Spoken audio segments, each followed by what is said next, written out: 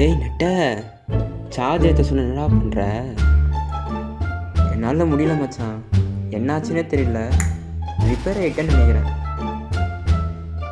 அட பாவி, இது தெரிஞ்சா அந்த ஓனர் லவுடா 2 பேரையுமே தூக்கி போட்டுருவானே. மச்சான் சாரிடா. வந்துட்டான் பாரு லூசு பையன். ஆவும் நான் நோண்டிக்கிட்டு என்னடா பண்ற? புடிக்கிட்டான்டா.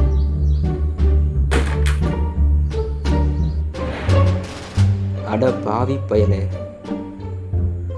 எங்கடா போட்டு தொலைஞ்ச அவனை? என்னடா புதுசே அவனை எடுக்கிற? சொருகிட்டான்டா.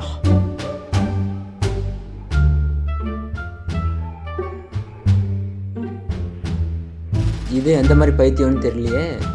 ஐயோ, என் நண்பனை பிரிஞ்சு எப்படி இருப்பேன்?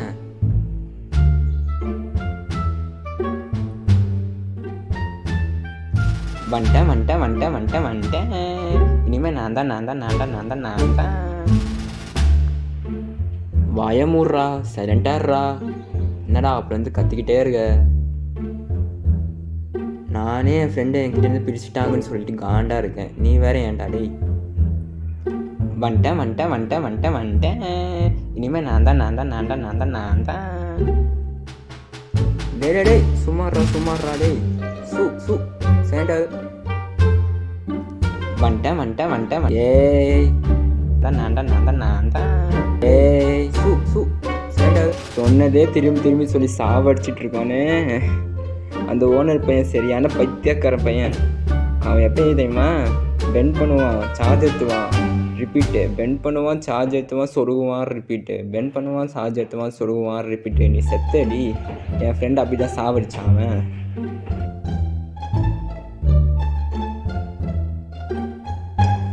எப்படி தூக்கி போடுறான் பாரு புறம்போக்கு. நெட்ட, டேய் மச்சான், நீ என்னடா இங்க? டேய் உன்னை விட்டு எப்படிலாம் நல்லா இருக்க முடியும்? அதான் ஒர்க் பண்ணாத மாதிரி நடித்தேன். அந்த ஓனர் பையன் நான் ரிப்பேர் நினச்சிட்டு தூக்கி போட்டான்டா. சரியான லூசு பையன்டா அவன். டேய் எனக்கோசரம் வந்தியாடா?